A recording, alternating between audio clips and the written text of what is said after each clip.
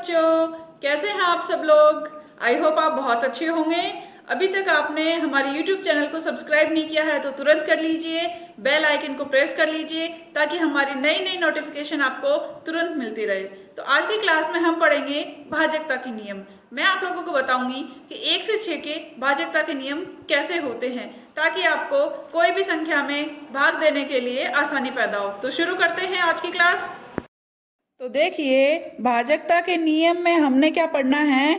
ये है पहला, जिसमें लिखा है सभी संख्याएं भाज्य। यानी अगर 1 से हम भाग देते हैं किसी भी संख्या में तो सभी संख्याएं क्या हो जाती हैं, भाज्य हो जाती हैं।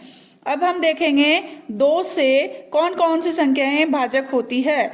तो वे सम संख्याएं, मैंने क्या लिखा है, सम संख्याएं। सम संख्याएं कौन कौन सी होती है बच्चों, जैसे 0, 2, 4, 6 और 8। यानी कि हमें अपनी संख्या में अंतिम जो अक्षर होता है इकाई का वो देखना है। अगर इनमें से कोई इकाई का अंक होता है तो वो संख्या क्या होगी, 2 से पूरी तरह भाज्य होगी। यहां तक आपको समझ में आया। अब मैं आप लोगों को बताऊंगी कि 3 की भाजकता के नियम क्या होते हैं। 3 की भाजकता के नियम, तो हमें क्या करना है, 3 में सभी संख्याओं का हमें करना है योग, हमें करना है जोड़। सभी संख्याओं का हमें क्या करना है बच्चों, योग करना है। हम सभी संख्याओं के अंकों को क्या कर लेंगे, जोड़ लेंगे। कैसे जोड़ेंगे, मैं आप लोगों को एक उदाहरण के तौर पे समझाती हूँ। जैसे मैंने यहाँ कोई संख्या लिखी है 3, 5, 8 लिख दी है मैंने। 3, 5, 8 और 2, ये एक संख्या लिखी है मैंने आप लोगों के लिए। तो मैंने इन संख्या में चारों अंकों को जोड़ना है। कैसे जोड़ूंगी, देखिए, 3 + 5 + 8 + 2 कितना योग होगा, देखिए, 5 और 3 होते हैं 8, 8 और 8 होते हैं 16, और 16 और 2 होते हैं 18। क्या 18 में 3 का भाग जाता है, बिल्कुल जाता है। 18 में 3 का भाग जाता है पूरा। तो ये संख्या हमारी क्या हो गई बच्चों, 3 से भाज्य हो गई। करके देखते हैं। ये 3 लिखा, ये संख्या लिखी 3, 5, 8, 2। 3 एकम 3 बचा 0, 5, 3 एकम 3, फिर 3 घटाया तो 2, फिर 8, 3 नम 27 बचा 1, फिर 2 उतारा, और 3 चौक होता है 12 है, और ये 0। तो देखा आपने, ये जो हमारी संख्या है वो पूरी 3 से क्या हो गई है, भाज्य। तो अब हम आगे पढ़ते हैं 4 की भाजकता के नियम। तो अब देखिए आप, 4 की भाजकता का नियम मैंने यहाँ लिखा है, अंतिम 2 संख्याओं में भाज्य हो। यानी अगर कोई संख्या हमारे पास लिखी है और हमें देखना है कि वह संख्या 4 में भाजक है या नहीं है, तो संख्या के अंतिम 2 अंकों, 2 संख्याओं में अंतिम जो है उसमें भाज्य होना चाहिए। जैसे कि मैं एक संख्या लिख के आपको बताना चाहती हूँ। मैंने लिखा है 4, 6, 0, 2, 8, 46,028। तो इसमें हमें क्या करना है, अंतिम 2 अंकों का देखना है कि इन दोनों में 4 से भाग जाता है या नहीं। अगर जाता है तो ये पूरी संख्या क्या हो जाएगी, 4 से भाज्य हो जाएगी। तो 4 का पहाड़ा अगर हम करते हैं तो 4 को 7 से करने पर 4 7 28 होता है, यानी ये संख्या भाज्य है। एक बार मैं आपको करके समझाती हूँ। ये देखिए, मैंने यहाँ ये संख्या लिखी है, हम 4 से इसको करेंगे भाज्य। तो 4 एकम 4 बचा 0, 6 लिखेंगे, फिर से एक बार भाग जाएगा, फिर बचेगा हमारे पास 2, फिर हम 0 उतारेंगे, 5 बार करेंगे तो 4 पंजो 20 होता है बच्चों, फिर 0, फिर हम यहाँ से ये 2 उतारेंगे। चूंकि ये 4 से छोटी है इसीलिए हम नियम में यहाँ 0 लगाते हैं और अगली संख्या उतारते हैं। तो 4 का पहाड़ा करेंगे तो 4 को 7 से करेंगे तो फिर हमें क्या मिलेगा, 28। यानी कि ये पूरी संख्या जो क्या है 4 से भाज्य होती है।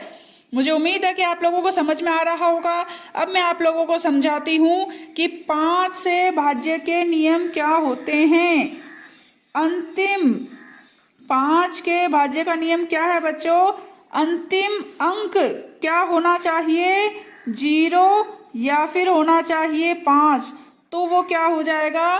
भाज्य हो जाएगा, वो संख्या भाज्य हो जाएगी हमारी। और ये कैसे होगी मैं आप लोगों को करके बताती हूँ। देखिए, जैसे कि मैं यहाँ लिखती हूँ 550। अंतिम अक्षर क्या आ रहा है? अंतिम अंक क्या है बच्चों? 0 है। या फिर मैंने लिखा 11,625। अंतिम अंक क्या है बच्चों इसका? 5। यानी अंतिम अंक अगर 0 हो या फिर 5 हो तो वो संख्या किससे हो जाएगी? 5 से भाज्य हो जाएगी। मुझे उम्मीद है कि ये समझकर आपको बहुत ही अच्छा लग रहा होगा। अब हम देखते हैं 6 की भाजकता का नियम। तो अब हम देखते हैं बच्चों 6 की भाजकता का नियम। 6 की भाजकता का नियम क्या होता है? अगर संख्या 6 की भाजकता का नियम है बच्चों, अगर संख्या में 2 और 3 का नियम लग रहा है तो वह संख्या क्या होगी? 6 से भाज्य होगी। और 2 का नियम क्या है? 2 का नियम है हमारे पास अंतिम अंक होना चाहिए सम। अंतिम अंक कैसा होना चाहिए? सम होना चाहिए। और 3 की भाजकता का नियम क्या है?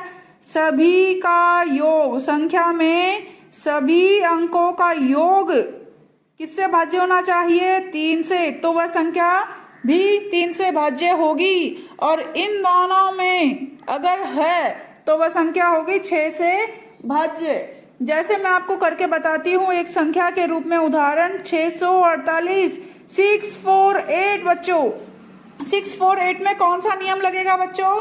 देखिए 648 में अगर हम 2 का नियम लगाएं तो अंतिम अंक क्या है? अंतिम अंक है सम।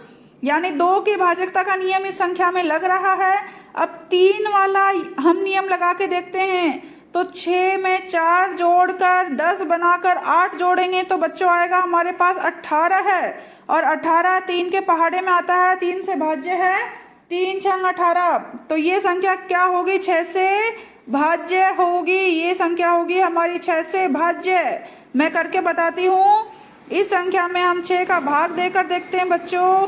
6 एकम 6 बचा 0, 4 लिखा, छोटी संख्या, टूटने का नियम, फिर 8 और 6 का पहाड़ा अगर हम 8 बार करते हैं बच्चों तो आता है 6 को 8 से 6 अंटी 48 0। तो ये संख्या बच्चों हमारी क्या हो गई? 6 से पूरी तरह हो गई भाज्य।